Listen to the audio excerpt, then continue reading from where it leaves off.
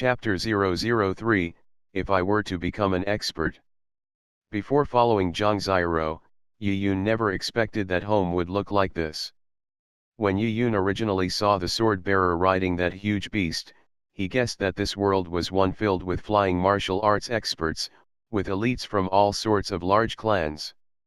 Having tunneled through mysteriously, if he could be involved in a huge clan or sect, he could even learn martial arts one day. Even if he lacked talent, he would still be able to survive without worry. But, seeing the ramshackled house in front of him, Yu Yun nearly collapsed. In the past, Yu Yun had gone to rural villages. The houses he saw there were many times better than the house in front of him now. This Spartan house was made of mud and rocks. Besides a table, 2 stools, 2 old beds and a stove, there was nothing else. Zhang Zhiro piggybacked Yu Yun into the house. Yu Yun was not accustomed to being piggybacked by a young girl. He had struggled to get down a few times, but his body was just too weak. Just a couple of steps tired him out and then Zhang Zhiro had to piggyback him again. Yu Yun felt embarrassed that a man like him had to be given a piggyback by such a young girl. "Yun'er, you must be hungry," Zhang Zhiro said as she placed Yu Yun on one of the wooden beds. Although she was sweating profusely, her face was energetic. She was naturally happy that her younger brother had come back from the dead. Yu Yun looked at Zhang Zhiro's sweaty clothes. Although his body was thin and light, the journey had been at least 3 or 4 miles. Zhang Zhiro, who was about 15 years old, had to piggyback him sporadically and she did not have it easy. If it had been a 15-year-old girl from Earth, simply walking empty-handed for 3 to 5 miles would have tired her out completely, not to mention giving someone a piggyback ride. "Yeah. A bit." Yu Yun moved his parched lips. These were the first words that came out of his mouth ever since he had been transported to this world. He originally thought that using a language that wasn't his would be difficult, if not impossible. But surprisingly, it was just as easy as using his native language. "I'll prepare the meal," Zhang Zhiro said with a smile. She delicately wiped the mud from Yu Yun's face before pulling over a pillow for Yu Yun to rest against and covered him with a thin blanket. She covered Yu Yun in a deft and gentle manner, leaving Yu Yun in a trance. This girl was clearly not his sister, but due to her giving him a piggyback as well as the meticulous care she gave him, he slowly began to develop tender feelings for her. Yu Yun wanted to help Zhang Zhiro light the fire for the stove, but she insisted that he stayed in bed. "You've just recovered from a serious illness, take care to not catch a cold. Lie down here, sis will be back soon," Zhang Zhiro said as she lifted a nearly empty bag of grain.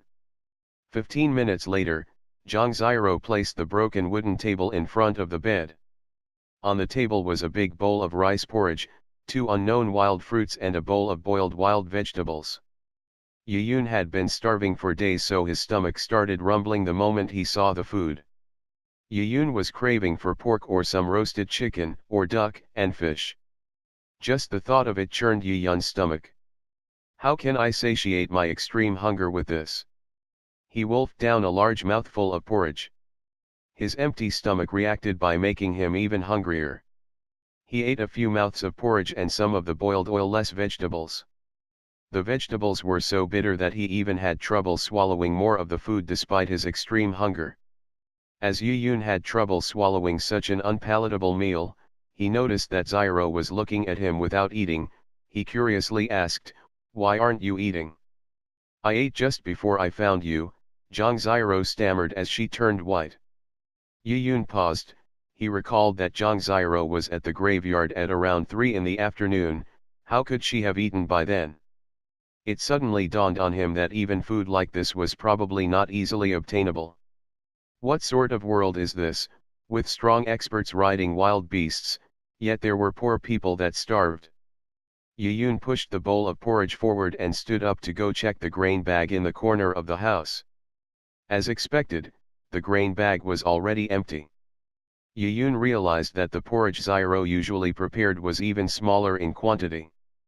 Because of his resurrection, Zyro had purposely cooked more porridge for a weakened him to nurse him up. I'm full. You have some, Yiyun said as he pushed the bowl to Zhang Zyro. On one hand, he had lost his appetite, while on the other hand, he couldn't accept that a girl had to abstain from eating just to feed him. He lamented in his heart if it was still possible to return to his world from this alternate world. If he really couldn't, he wanted to find an opportunity to train and become a soaring expert. But from the looks of it, survival was an issue. He might even starve to death before he researched anything. I'm not hungry, Zhang Zyro stubbornly said. Tomorrow is the day that they hand out rations, we can get a piece of meat then. I'll prepare it for you. Zhang Zyro's face blushed the moment she mentioned the handing out of rations. It was clear that she highly anticipated it. Yiyun stayed silent. On Earth, he felt that life was tough. But compared to this alternate world, that sort of life was incomparable. With insufficient food and the constant danger of starvation, life was really tough. It was really torturous to endure hunger. In the middle of the night, a night breeze slowly blew as frogs hidden within the pond grass croaked. Yiyun was still awake. He leaned on the bed, immersed in moonlight. He tossed and turned while holding the mysterious purple crystal. It was all because of the purple crystal that resulted in him climbing out of the collapsed mountain body. This small crystal card was unquestionably a treasure. If he studied it, it could potentially be beneficial in some way. This alternate world was filled with dangers for normal people. But in recollection, the middle-aged man riding the huge beast in the wilderness had a commanding aura. Compared to the suffering people-folk, the differences were like heaven and earth. If I were to become an expert, I could be free. At the very least, I wouldn't starve. Yiyun touched his stomach as he recalled how he eventually managed to give some of his dinner to Zhang Zyro. As he was still a growing child, the porridge had long since been digested, he was already hungry again. As he felt the emptiness of his stomach, the smooth and cold purple crystal in his hand started to spread a faint coolness, as if... Oh! Yiyun suddenly noticed something. He bolted up from bed as he stared at the purple crystal. An ecstatic smile crept upon his face. Upon careful examination, Yiyun noticed that tiny, faint purple dots of light surrounded the purple crystal. These light dots appeared out of nowhere and slowly floated into the purple crystal before they disappeared, as if the purple crystal absorbed them. This process carried on indefinitely as the purple crystal's glow became a bit more intense. What is the meaning of this? This discovery caused Yiyun's breathing to speed up. As the purple crystal's glow became brighter, Yiyun felt the purple crystal turn colder. This unique coolness traversed up both his arms, into all his limbs, as if the miraculous light cleansed his body. It absolutely refreshed him. Yiyun remembered this feeling. While he was digging his way out of the cave, he felt this coolness whenever he was out of breath. It rejuvenated him with strength whenever his body was failing him. Yiyun knew that, for a person to live and to move, it was due to energy that was provided to the body, allowing it to renew itself. Without eating, there would be no nutrition. Naturally there would not be energy either, and will in the end result in starvation. Completing such a long tunnel without eating or drinking for days, with intense labor conditions requires an energy source. This coolness must be the purple crystal providing him with life-giving energy. Thinking carefully, when he originally discovered the purple crystal in the cave, the purple crystal was emitting a faint glow like a night pearl. However, after tunneling into this strange world, the purple crystal's glow had weakened.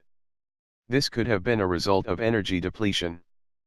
But now, the purple crystal's glow was beginning to recharge and grow stronger. What could be the energy source that was recharging the purple crystal? Yiyun carefully observed and realized that these vague tiny dots formed a surface leading out the window. It seemed like it came from starlight. Starlight was the energy source recharging the purple crystal? Yiyun thought for a while and jumped out of bed. He went to the stove and dug out some burning coal. He lit a handful of grass and watched as the yellow flames danced. Yun carefully placed the purple crystal in the burning fire. Yun's theory was simple: if the purple crystal could absorb the energy from starlight, it could perhaps absorb the energy from its surroundings. Fire, which is a form of energy in Yun's understanding, was likely stronger than starlight. If the purple crystal absorbed the energy in the flames, it could be faster? Yun did not once consider the possibility that the flames could destroy the purple crystal. But, no matter how much Yun burned the purple crystal showed no change, nor could he feel the purple crystal gain any heat. The purple crystal was like a block of ice which couldn't melt. It was cold to the touch even after the coal fire died down. Yun shook his head as he abandoned the experiment. He decided to venture outside the house. The starlight outside would be denser and could provide the purple crystal with more energy. If the purple crystal was filled to the brim with energy, what sort of changes could it bring?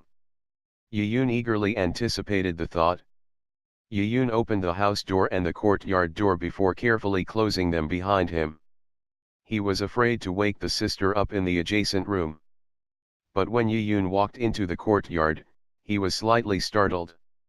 He saw a girl in green, sitting under a tree not far from him. She was carefully polishing an arrowhead. The cold arrowhead reflected the chilly moonlight onto the girl's delicate face, as if veiling her in a layer of silver yarn. By the girl's side flew dozens of fireflies, as if they were surrounding a goddess. Zhang Ziro? Yun saw a shiny stack of arrows by Zhang Ziro's side. Each arrow was well manufactured with a sharp arrowhead. This is. Although Yun didn't know anything about weapons, he could appreciate the elegance of these arrows. Yun'er, why did you get up? It's very moist at night and your body just recovered. Go back to bed quickly. Zhang Ziro immediately stood up with the intention of sending Yun back into the house. Sis, why are there so many arrows? A curious Yun asked. Zhang Ziro didn't seem like she could string a bow. This is for the exchange of tomorrow's rations. It has always been this way. Zhang Ziro looked at Yun weirdly. Oh, Yun was obviously unaware of this. Mysteriously, he had tunneled into this world, he understood the words and language, but he did not have a single clue about the life of Yun. All of his memories were his own. It resembled people who suffered amnesia after a head injury. Although an amnesiac would lose his memory about events, he would not lose his language skills. Yun had long thought of a perfect excuse, explaining, Sis, I died once, so there are some things I can't remember. You can't remember? A startled Zhang Ziro asked. Yun had fallen down from a mountain wall while picking herbs and broke his bones. He had then laid bedridden for a while before he succumbed to his injuries. He might have hurt his head back then. Thinking of that, Zhang Ziro's heart ached and worried. Yun'er, you. I'm fine. Yun quickly stopped Zhang Ziro. He wanted to stop her worries. Sis, tell me about this world, and about the middle-aged man who rode that huge beast. What's happening? There are so many things I do not remember. Audiobook by Fragrant Pig 89. Please visit again for next chapter.